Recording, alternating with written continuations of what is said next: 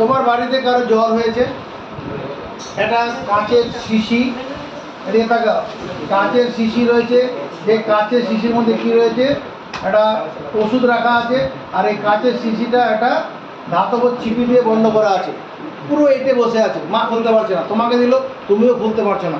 কিন্তু তোমার বাবা কী করলো, ওই ছিপিটাকে হাতে ধরে নিয়ে গিয়ে একটু জল গরম করে, গ্যাস ওভেনে জল ছিল, জল একটু গরম করে ওই গরম জলের মধ্যে ছিপির মুখটাকে ধরলো, কিছুক্ষণ পরে ছিপিটাকে বোতলটাকে সরিয়ে এনে একটা কাপড় দিয়ে ছিপিটার মুখটা একটু ঘুরিয়ে দিল, সহজেই খুলে গেল।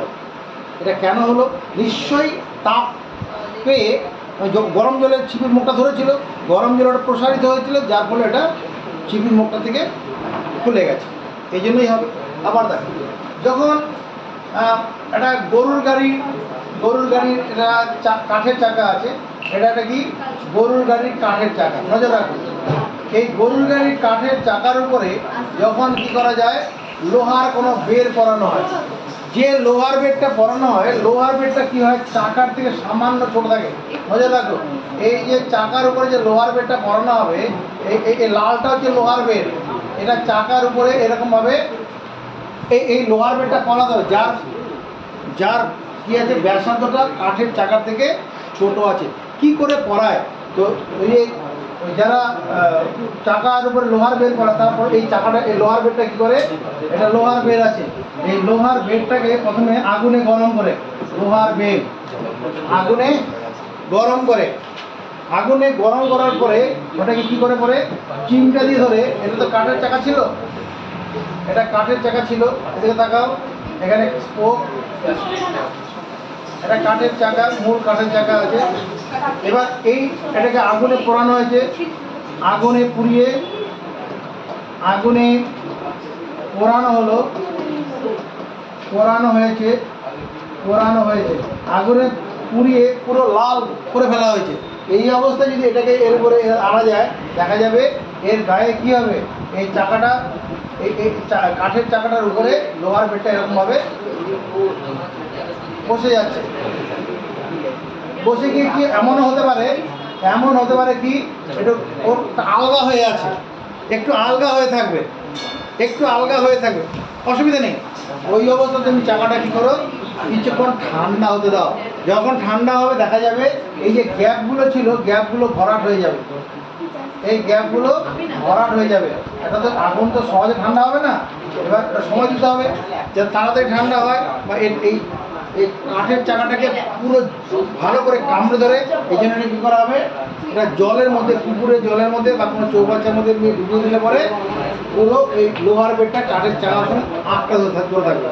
এই যে প্রথমে লোহার বেরটা আটকালো না, পরে আটকালো, এর কারণটা কি, যখন এই লোহার বেরটা আগুনে গরম করা হলো, ওটা তাপে প্রসারিত হয়েছিল, তাপে প্রসারিত হওয়ার জন্য কী হয়, এই লোহার বেরটার উপরে চাকাটাকে, ওই কাঠের চাকার উপরে লোহার বেরটাকে সহজে বসানো সম্ভব হয়েছে, বোঝা গেছে? এবার এই যে এটা কেন হলো, তাপের ধাতব পদার্থের প্রসারণ হয়েছে,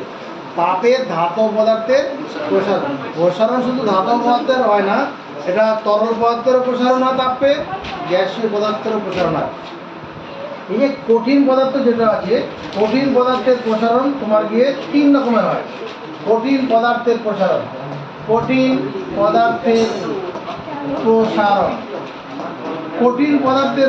মূর্ধন্য 3 রকমের হবে। একটা দৈর্ঘ্য প্রসারণ হয়, একটা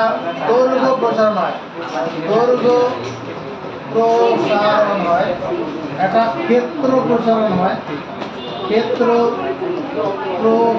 হয়, একটা আয়তন প্রসারণ হয়,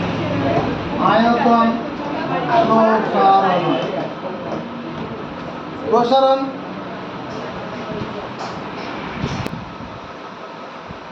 এই যে দৈর্ঘ্য প্রসারণ যেটা বলছি, দৈর্ঘ্য প্রসারণ 3 রকমভাবে হয়। এটা কঠিন পদার্থের প্রসারণ 3 রকম হয়, দৈর্ঘ্য প্রসারণ হয়, ক্ষেত্র প্রসারণ হয়, আয়তন প্রসারণ। এটা বুঝতে হবে কীরকম। মনে করো এখন এই ঘরের মধ্যে টেম্পারেচার কত আছে, T1 ডিগ্রি সেন্টিগ্রেড, এটা মনে করো তোমার 30 ডিগ্রি সেন্টিগ্রেড তাপমাত্রা আছে। এখন ঘরের তাপমাত্রা 30 ডিগ্রি সেন্টিগ্রেড আছে, এখানে একটা দণ্ড আছে, ধাতব দণ্ড আছে, এই ধাতব দণ্ডের দৈর্ঘ্য তোমার বোঝার শূন্য সুবিধার জন্য আমি বললাম 100 সেন্টিমিটার আছে। বলো এইবার এটাকে আগুনে গরম করা হলো, আগুনে গরম করে এটাকে কি করা হলো, মানে T2 ডিগ্রি সেন্টিগ্রেড, এটাকে আমি কি করলাম মনে করো ওই আগের মতো করি 90 ডিগ্রি সেন্টিগ্রেড করে দিলাম। সম্ভব? আগুনে পোড়ালে উষ্ণতাটা বাড়বে, এটাকে 90 করলাম। তাহলে এখানে তখন এই দণ্ডটা কি 100 সেমি থাকবে না, এই দণ্ডটা তখন এইরকম 100 ছিল এখানে, এর সঙ্গে কি হবে আরো বেড়ে যাবে 100 সেমি। কথা বন্ধ রাখো। এখন এখানে দণ্ডটাকে 100 সেমি থাকবে না, 100 সেমির সঙ্গে আরো 2 সেমি অতিরিক্ত হয়ে যাবে। অর্থাৎ এটি যদি L1 হয়, L1 100 সেমি হয়, L2 কত হবে 100 সেমি প্লাস 2 সেমি, 102 সেমি। মানে দৈর্ঘ্য প্রসারণ কত হলো, এই এখান থেকে দৈর্ঘ্য প্রসারণ কত হলো, দৈর্ঘ্য প্রসারণ এটা 2 সেমি হবে।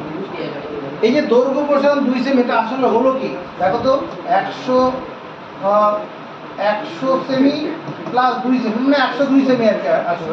এখান থেকে আমি কি করেছি 100 সেমি বিয়োগ করেছি, তার মানে এখানে আসলে কি করেছি L2 মাইনাস L1, এই L2 মাইনাস L1 করে বন্ধনী করলে 100 সেমি কেটে যাবে, 2 সেমিটা হবে L2 minus L1। L2 minus L1 মানে দৈর্ঘ্য প্রসারণ 2 সেমি হলো। কি জন্য হলো? উষ্ণতা 30 থেকে 90 করার জন্য। এখানে উষ্ণতা বৃদ্ধি কত হলো, উষ্ণতা বৃদ্ধি T2 মাইনাস T1, মানে T2 1 ডিগ্রি মাইনাস T2, এটা T2 degree minus T1 degree centigrade, মানে 90 ডিগ্রি সেন্টিগ্রেড থেকে আমি 30 ডিগ্রি সেন্টিগ্রেড বিয়োগ করব 60 ডিগ্রি সেন্টিগ্রেড। 60 ডিগ্রি সেন্টিগ্রেড উষ্ণতাটা কি, এটা উষ্ণতা বৃদ্ধি। এই পর্যন্ত কোনো অসুবিধা আছে? এবার আমরা দৈর্ঘ্য প্রসারণ গুণাঙ্ক কাকে বলে, দৈর্ঘ্য প্রসারণ বুঝতে পারলাম। এই যে 2 সেমিটা দৈর্ঘ্য প্রসারণ হয়েছে, এই 2 সেমিটা কি দৈর্ঘ্য প্রসারণ, আর দৈর্ঘ্য প্রসারণ। আর উষ্ণতা বৃদ্ধি কত 60 ডিগ্রি সেন্টিগ্রেড জন্য 2 সেমি দৈর্ঘ্য প্রসারণ হয়েছে। কার? এই 100 সেমি দণ্ডটা। লাইটটা জ্বালিয়ে দে। এবার দেখো এই দৈর্ঘ্য প্রসারণ গুণাঙ্ক কাকে বলে, দৈর্ঘ্য প্রসারণ গুণাঙ্ক। দৈর্ঘ্য প্রসারণ গুণাঙ্কের সংজ্ঞাটা কি আছে? দৈর্ঘ্য প্রসারণ গুণাঙ্কের সংজ্ঞাটা এরকম, একক উষ্ণতা বৃদ্ধিতে, একক উষ্ণতা বৃদ্ধিতে, একক উষ্ণতা বৃদ্ধিতে মানে সেটা 1 ডিগ্রি সেন্টিগ্রেড উষ্ণতা বৃদ্ধি হতে পারে, 1 ডিগ্রি ফারেনহাইট উষ্ণতা বৃদ্ধি হতে পারে, 1 কেলভিন উষ্ণতা বৃদ্ধি হতে পারে। একক উষ্ণতা বৃদ্ধিতে, একক উষ্ণতা বৃদ্ধি মানে সেই বৃদ্ধিটা 1 ডিগ্রি সেন্টিগ্রেড হতে পারে, 1 ডিগ্রি ফারেনহাইট হতে পারে, 1 ডিগ্রি কেলভিন হতে পারে। তাহলে একক উষ্ণতা বৃদ্ধিতে একক দৈর্ঘ্যের কোন দণ্ডের, একক দৈর্ঘ্যের কোন দণ্ডের, একক দৈর্ঘ্যের কোন দণ্ডের, একক দৈর্ঘ্যের কোন দণ্ডের যে প্রসারণ হয়, যে প্রসারণ হয় তাকে বলে ওই কঠিন পদার্থ। একক উষ্ণতা বৃদ্ধিতে একক দৈর্ঘ্যের কোনো দণ্ডের যে প্রসারণ হয় তাকে বলে ওই দণ্ডটির, এখানে দণ্ডটি দিয়ে দিই, দণ্ডটির দৈর্ঘ্য প্রসারণ গুণাঙ্ক। কথাটা মুখস্থ করার চেষ্টা করি।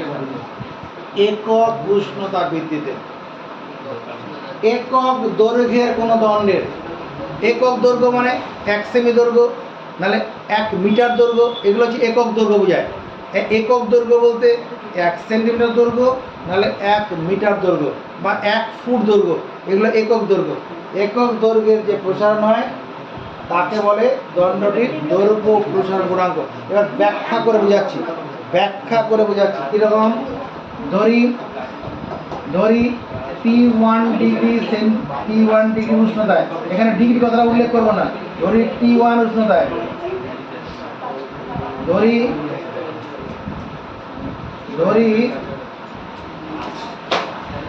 T1 উষ্ণতায়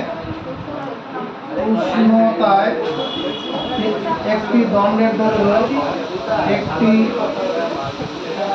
T1 উষ্ণতা একটি দণ্ডের দৈর্ঘ্য, একটি দণ্ডের দৈর্ঘ্য L1। ধরি T1 উষ্ণতায় একটি দণ্ডের দৈর্ঘ্য L1। এটা বোঝার জন্য তুমি বোর্ডের দিকে লক্ষ্য রাখো, তোমার মনটা এখানে চলে আসুক। T1 ডিগ্রি মানে তোমার মাথায় কাজ করবে 30 ডিগ্রি সেন্টিগ্রেড, আর L1 মানে মনে করো তুমি 100 সেন্টিমিটার। কথা বুঝতে পারলাম? এখানে T1 মানে তোমার মাথায় কাজ করবে কত? T1 মানে কত মাথায় কাজ করবে? 30 ডিগ্রি সেন্টিগ্রেড। আর L1 মানে 100 সেন্টিমিটার। তাহলে ধরি T1 উষ্ণতায় একটি দণ্ডের দৈর্ঘ্য L1, T2 উষ্ণতায় এক দণ্ডটির দৈর্ঘ্য, দণ্ডটির দৈর্ঘ্য কত? T2 L2 দণ্ডটির দৈর্ঘ্য। এবারে এটা তোমার মাথায় কি কাজ করবে? T2 মানে 90 ডিগ্রি সেন্টিগ্রেড, T2 মানে 90, আর দণ্ডটার দৈর্ঘ্য মানে 102 সেমি। অতএব T2 মাইনাস T1 উষ্ণতা বৃদ্ধিতে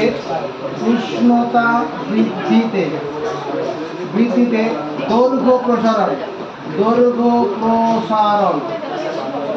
বৃদ্ধিতে L1 দণ্ডটির দৈর্ঘ্য প্রসারণ কত হবে? T2 মাইনাস T1 উষ্ণতা বৃদ্ধিতে হবে।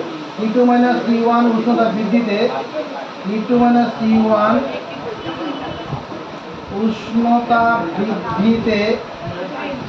বৃদ্ধিতে দণ্ডটির দৈর্ঘ্য প্রসারণ। T2 মাইনাস T1 উষ্ণতা বৃদ্ধিতে L1 দণ্ডটির দৈর্ঘ্য প্রসারণ কত হবে? কে পারবে? না পারলে এদিকে দেখো, এখানে উত্তর আছে, এখানে করে দিয়েছি 2 সেমি। তো এখানে হলো, এখানে কি হবে? L2 মাইনাস L1 হবে, L2 মাইনাস L1। এখান থেকে 102 সেমি থেকে 1 সেমি বিয়োগ করেছিলাম তো, L2 মাইনাস L1 হবে। দৈর্ঘ্য প্রসারণ কত? L2 minus L1। এটুকু বুঝতে পারলাম।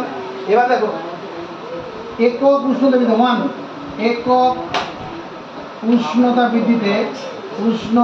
বৃদ্ধিতে দণ্ডটির একক উষ্ণতা বৃদ্ধিতে এখানে L1 দণ্ডটির হবে, একক উষ্ণতা বৃদ্ধিতে L1 দণ্ডটির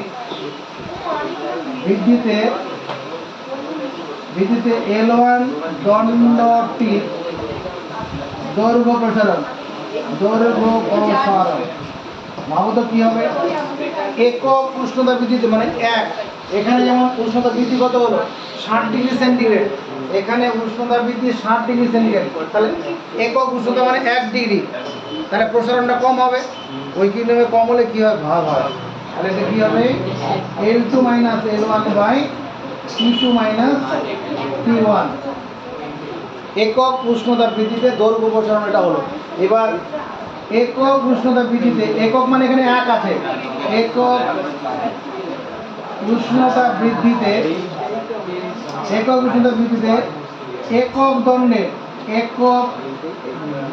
দৈর্ঘ্যের দণ্ডের প্রসারণ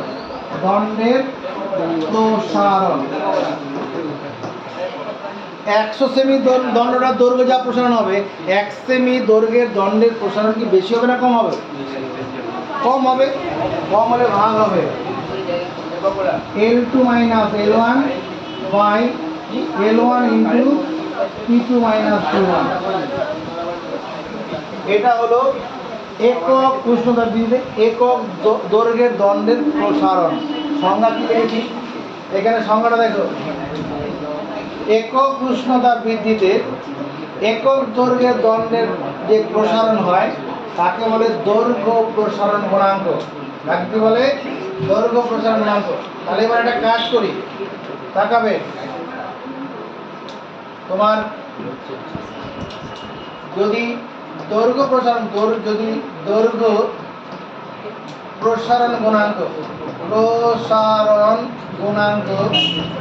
দৈর্ঘ্য প্রসারণ গুণাঙ্ক আলফা হয়, তবে আলফা সমান আমরা কি লিখবো? L2 minus L1 by L1 into T2 minus T1। এই হিসাবটা বুঝেছি আমরা, এই হিসাবটা কি বুঝেছি? এবার দেখো দৈর্ঘ্য প্রসারণ গুণাঙ্কের একক কি করে ঠিক করে। দৈর্ঘ্য প্রসারণ গুণাঙ্কের একক, দৈর্ঘ্য প্রসারণ গুণাঙ্কের একক, দৈর্ঘ্য প্রসারণ গুণাঙ্কের একক। L2 মাইনাস L1 আসলে কি দুটো দৈর্ঘ্যের ডিফারেন্স, পরের দৈর্ঘ্য আর আগের দৈর্ঘ্য। তাহলে দৈর্ঘ্যের অন্তরের এককটা কি হবে? দৈর্ঘ্যের একক হবে, দৈর্ঘ্যের একক, দৈর্ঘ্যের একক। L2 মাইনাস L1 থেকে দৈর্ঘ্যের একক হবে। L1 মানে আবার দৈর্ঘ্যের একক হবে, দৈর্ঘ্যের একক। আর T2 মাইনাস T1 থেকে হচ্ছে উষ্ণতার একক, উষ্ণতার একক। এই দৈর্ঘ্যের একক দৈর্ঘ্যের একক কেটে যাবে। তাহলে দৈর্ঘ্য প্রসারণ গুণাঙ্কের একক, দৈর্ঘ্য প্রসারণ গুণাঙ্কের একক কি হবে? 1/ডিগ্রি সেন্টিগ্রেড, 1/ডিগ্রি সেন্টিগ্রেড কি CGS পদ্ধতিতে, 1/কেলভিন এটা হচ্ছে SI পদ্ধতিতে, 1/কেলভিন। এই 1/কেলভিনটাকে K⁻⁻1 লেখা হয়, আর ডিগ্রি সেন্টিগ্রেড 1/1। ঠিক আছে, এটুকু খাতা তোলো।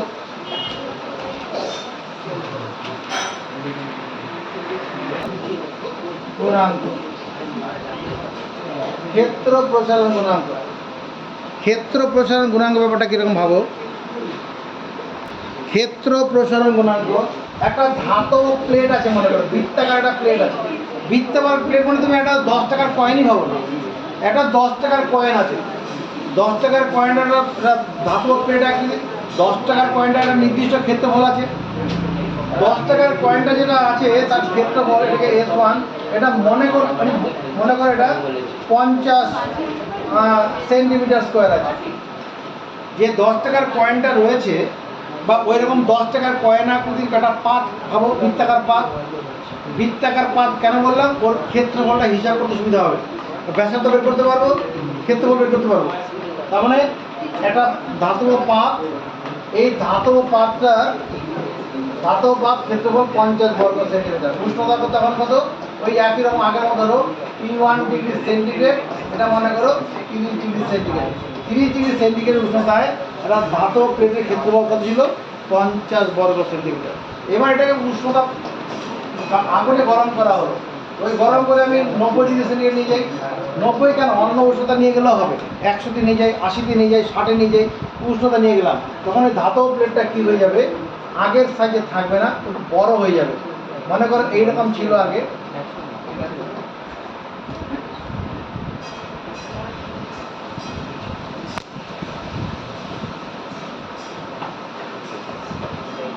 বেশি বড় করে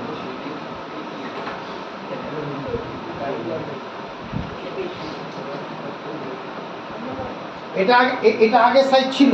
এবার এটাকে আগুনে উত্তপ্ত করার পরে এটা এরকম বড় হয়ে যাবে।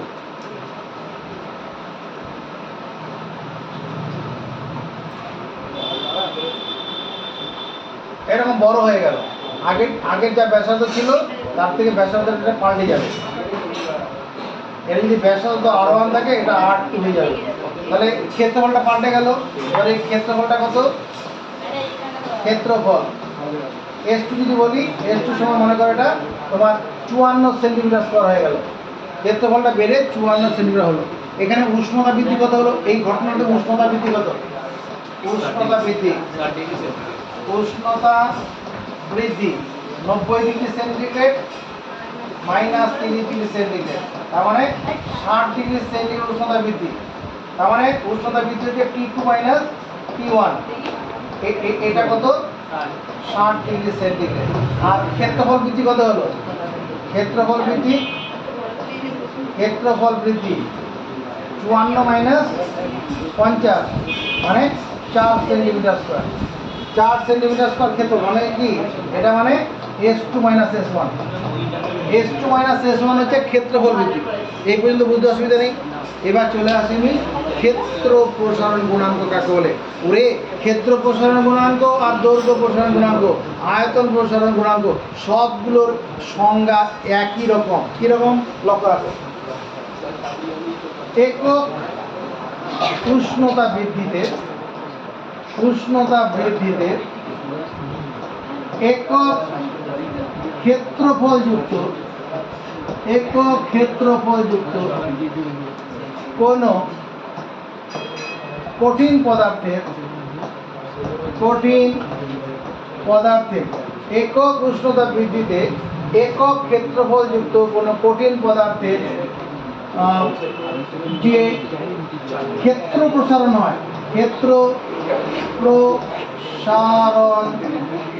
হয়, তাকে বলে ওই কঠিন পদার্থটির ক্ষেত্র প্রসারণ গুণাঙ্ক। একক উষ্ণ, আগের মতো না লেখাটা, ওটা দণ্ডের ছিল, দণ্ডের জায়গায় কোনো কি লিখেছি, কোনো কঠিন পদার্থ লিখেছি। একক উষ্ণতা বৃদ্ধিতে একক ক্ষেত্রফলযুক্ত কোনো কঠিন পদার্থের কোনো,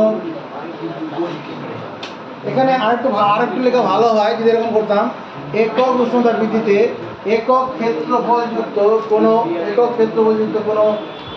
দ্বিমাত্রিক কঠিন, দুটো মাত্রা আছে, দৈর্ঘ্য প্রস্থ আছে, উচ্চতার ব্যাপার নেই। উচ্চতা থাকলে তখন আয়তন প্রসারণ চলে যাবে। এটা দ্বিমাত্রিক, দুটো মাত্রাযুক্ত। বৃত্ত যেমন হবে দৈর্ঘ্য বস্তু আছে, আয়তক্ষেত্র হলে দৈর্ঘ্য বস্তু আছে, ওই রকম ব্যাপার আর কি। তাহলে একক উষ্ণতা বৃদ্ধিতে একক ক্ষেত্রফলযুক্ত কোনো দ্বিমাত্রিক কঠিন পদার্থের যে ক্ষেত্র প্রসারণ হয়, মানে ক্ষেত্রফলের বাড়ে, তাকে বলে ক্ষেত্র প্রসারণ গুণাঙ্ক। যদি ক্ষেত্র প্রসারণ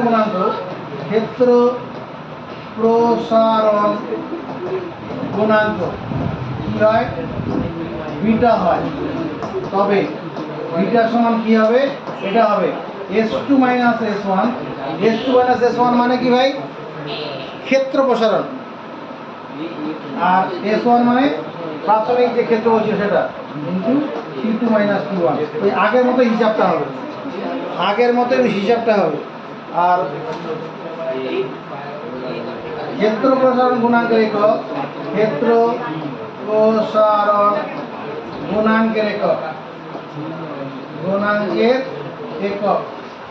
ক্ষেত্র প্রসারণ গুণাঙ্কের